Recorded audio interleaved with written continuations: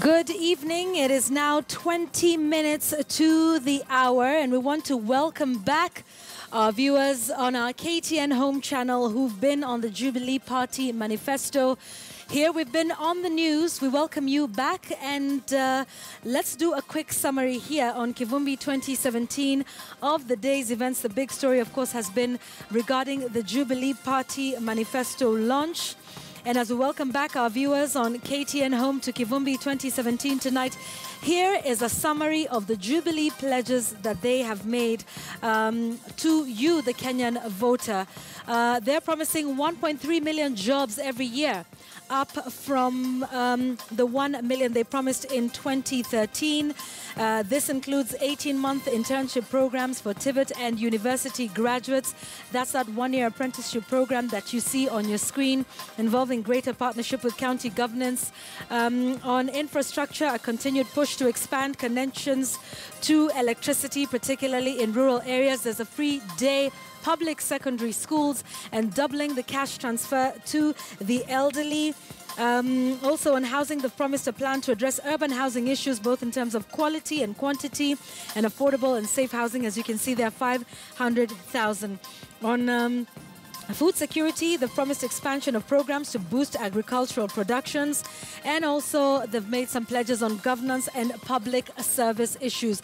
The launch of this manifesto has just concluded from the Kasarani Indoor Arena, from where our Chris Thairu joins us. He's been attending that launch.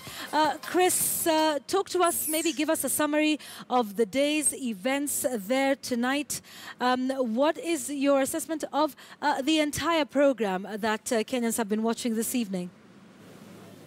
Well, Yvonne, the Jubilee Party has finally unveiled or launched their manifesto, their re-election manifesto. And of course, when they were finishing, the MC actually asked the Deputy President in regards to the 5 stadiums that they had promised Kenyans. And his response has been yes, they've not managed to complete any of the 5 that they promised. But in the next 3-4 months, he's promised Kenyans that those stadiums will be complete, and actually he's said that they've added 4 more, and now there will be 9 stadiums in the country that will be modern. And of course, coming to the job employment, they've promised 1.3 million jobs opportunities annually, and of course that will be something that Kenyans will be waiting to see how they expect that to actualize that, because remember that there's so many graduates and youths who are still jobless even as we speak. And remember that even in 2013,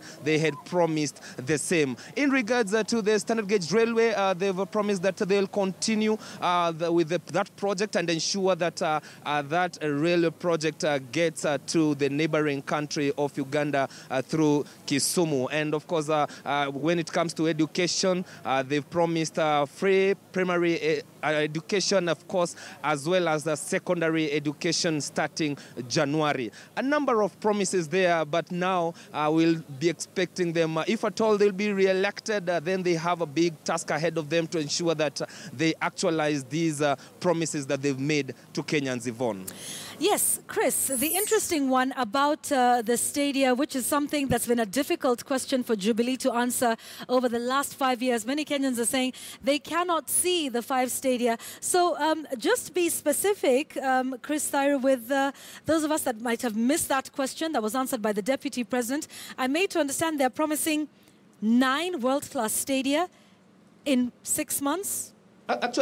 Actually, what the Deputy President, well, he was responding to that question is that, yes, he's acknowledged that those stadiums are yet to be completed as they had promised when they were being elected in 2013. And one of them is the Nyeri.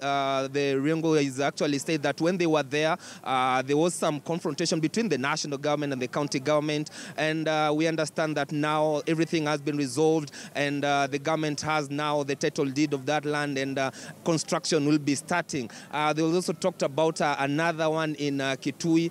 They've talked one in West Pokot, one in Kiambu County, and of course they will be also refurbishing the Kasarani Here We Are and Nyao Stadium in ready for the youth championships this year. Okay, thank you very much, Chris Diary. That will be an interesting one to watch. Should they win the election, I'm pretty sure that is one that they will be called out for day after day. So 6 months, 9 world-class stadia.